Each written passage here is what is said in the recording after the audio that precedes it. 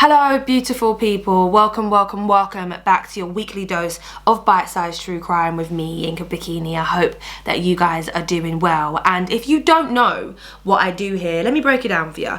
Each week I put 10 minutes on the clock and tell you as much about a particular case that I have handpicked, researched, and of course now talking to you about today. I give you as much detail as possible, and today we are throwing it back 22 years to this week in 1999 and the start of a series of crimes that rocked London, killing 3 people, including 1 pregnant woman, and injuring 140. Quick reminder to like, comment, subscribe, and let's get stuck right in right away. Get that 10-minute countdown on the screen, and welcome to the anniversary. Shwa-na-na-na, shwa-na-na-na, shwa-na-na-na, shwa-na-na-na, shwa-na-na-na, shwa-na-na-na. It's been 17 years since a campaign of terror left marginalised communities in fear across London. Over the course of 13 days, 3 bombs exploded, 1 in Brixton, 1 on Brick Lane, and 1 in Soho. The motive, I hear you ask? Well, of course, to start a racial war. We're going to start at the beginning. In Brixton, in South London, on Electric Avenue. Now, Brixton has a huge black community, and on this busy Saturday, some of the stall holders, when it was near packing up time, noticed a suspicious package. It was under one of the stalls in a blue bag. The market holders had actually seen what was inside the package, and they moved it around until finally it was placed outside a local supermarket outside the Iceland. There was one guy called Gary Schilling, and he described what was in the bag. He said it was 2 sandwich boxes with a clock on the top box and wires going into the one underneath. He said that it looked false, and I kind of hear what he means. Even though it was a suspicious package, even though the clock was ticking and counting down, who wants to blow up Brixton? It's kind of the sort of thing that you'd expect to see in a stupid prank. It wouldn't seem real. I think if I was in that situation, you wouldn't think it's real. But the stall holders were suspicious of it, and they moved it around until Gary put it out of the way against the wall of the supermarket, and they actually did call the police, who arrived only minutes before the bomb exploded. Someone had brought them over to inspect the package, and it went off. 48 people were injured, many of them seriously because of the nails that were inside the bomb. It said that the bomb had up to 1,500 4-inch nails in the packaging, and the explosion was strong, sending the nails shooting like bullets in all directions. The explosion broke windows, it blasted a car across the street, and I've got a documentary that I'm going to link in the description called Nailing the Nail Bomber, and it has interviews with survivors, and it shows you some of the injuries because these nails were embedded into people. I saw some in belly buttons, some in cheeks, and even a 23-month-old boy had a nail embedded in his head. The police quickly, during their investigation, ruled out the IRA. At the time, there was loads of friction and attacks and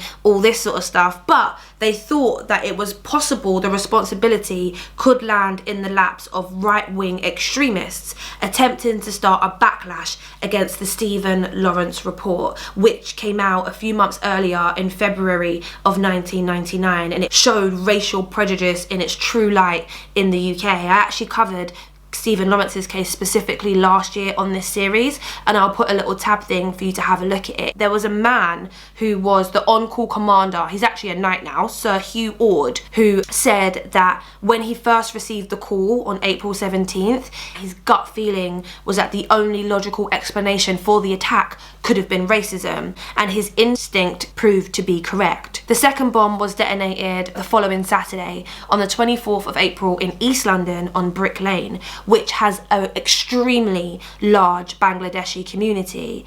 Now, when this happened, when this bomb detonated, it confirmed it for the police. They cottoned on very quickly to the fact that these attacks were, of course, in fact, race-related. There was a man who found a Reebok bag on Hanbury Street, which is literally within spitting distance of my first radio job as well. The Rinse FM studios used to be on Brick Lane.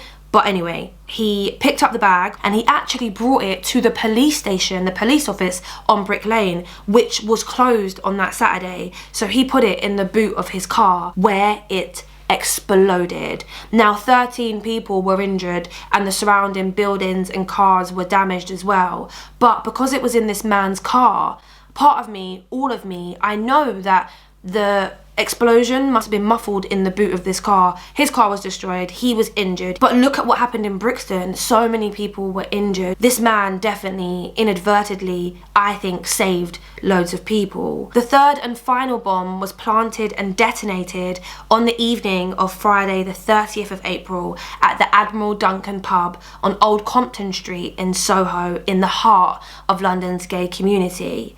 At the time, the pub and the street outside were crowded because that evening was the start of the bank holiday weekend, and there was an unattended sports bag containing the bomb, and it was noticed by some of the customers, but the bomb actually exploded at 6:37 p.m. just as it was being investigated by the pub manager, Mark Taylor. Now, in this explosion, 3 people were killed. Andrea Dykes, who was 27 and 4 months pregnant with her first child. She died alongside her friends, Nick Moore, who was 31, and John Light, who was 32. A total of 79 other people were injured, many of them seriously injured because of those nails that were in the bomb, and 4 of the survivors even had to have limbs amputated because of their injuries. 2 hours after the bomb, a person claiming to be from the far-right White Wolves organisation called the BBC, claiming that group were responsible for it, and this sent panic across London because other communities like the Jewish community, the Chinese community, the Irish community thought they might be targeted next. Like, some synagogues even stepped up their security as a result. No one knew where the next attack was going to be or why he was doing it. But the bomber was caught. I would say eventually, but it happened quite quickly in this case. The police were policing when it came to the London bomb attacks. The bomber was largely caught actually because he had wandered around Brixton for more than an hour before planting his first bomb back on the 17th of April 1999. Brixton is an area that is heavily CCTV'd, and after trawling through thousands of hours of tape, police singled out a white blonde male in a red jacket carrying a bag that was very similar to the one that the bomb was in. They enhanced the pictures and they released them on a public appeal, and this was the day before the third and final bomb attack. The crucial tip-off to police came from a workmate of the guy who ended up being the bomber. A man called Paul Mifsud said that he saw the picture and he looked at it again and again and again, and something just hit him and he thought, that looks like my mate David. And it turns out that it was. And actually, because this image and these posters of him were circulated throughout the news and throughout the media, it meant that he brought the planned bombing of the Admiral Duncan forward to Friday evening. David Copeland, who is responsible, knew that he was going to get caught and wanted to make sure that he planted one last bomb. David Copeland was arrested that night, and the second the police knocked on his door, he opened it and he said, yep, they were all down to me. He showed them into his room where he had Nazi flags on the walls, surprise, along with a collection of photographs and newspaper stories about the bombings, and a little bit about Mr. David Copeland. He was born David John Copeland on the 15th of May 1976 in Hounslow. At the time of his arrest, he was only 22 years old. He told a psychiatrist that he started having sadomasochistic dreams when he was about 12 years old, including fantasies that he had been reincarnated as an SS officer, so like a Nazi officer, and he had like girl slaves and that. When he left school, he had a series of failed jobs, and he blamed immigrants for the difficulty of the job market, which just seems like a bit of a cop-out to me. He became involved in petty crime, drinking and drug abuse. He joined the far-right BNP, our good old friends, in 1997 at the age of 21. He maintained throughout the entirety of the investigation when he was caught that he had worked alone, that in fact that White Wolf group were not part of the bombings at all. He had not discussed his plans with anyone, and during police interviews he admitted to holding neo-Nazi views. He told police, "My main intent was to spread fear, resentment and hatred throughout this country. It was to cause a racial war." And when asked by police why he had targeted ethnic minorities, he said, "Because I don't like them. I want them out of this country. I believe in the master race." Thank you for that, David. You may now resume your seat. His mental state was assessed at Broadmoor Hospital when he was diagnosed by 5 psychiatrists as having paranoid schizophrenia. There was no dispute that he was mentally ill. It was about whether he was unable to take responsibility for his actions, and that became a point of contention. For me, when I think of somebody who commits this type of atrocity on their own, it just begs the question in my mind, are they bad? Like, are they a bad person who needs to go to jail for the rest of their lives, or are they mad? Like, are they bad or are they mad? Like, what is it? And I'm not qualified to answer that question. But at the Old Bailey, his plea of guilty to manslaughter on the grounds of diminished responsibility was not accepted, neither by the prosecution nor by the jury. And on the 30th of June, a year and a few months after his first attack, he was convicted on 3 counts of murder and planting bombs and given 6 life sentences. And in 2007, the High Court decided that he should remain in prison for at least 50 years until at least 2049 at the earliest, when he would be 73.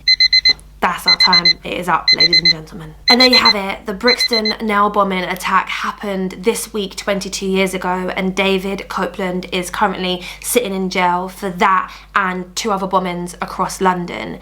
Thank you so much for watching. I put a bunch of info in the description box, but funnily enough, there weren't any podcasts really. There was one on this day one that I've stuck in the description for you, so if you want to listen to it. It's 15 minutes long, not much longer than this actually, but this case hasn't been covered too much in the true crime community, so hopefully I did a good job. Of course, if you like my content, we want to continue to see it grow, so hit the subscribe button, like, comment, share, let me know what you think. Always let me know what cases you want me to cover in the future, and I will see you next week for another 10-minute true crime episode, some bite-sized true crime with this guy over here.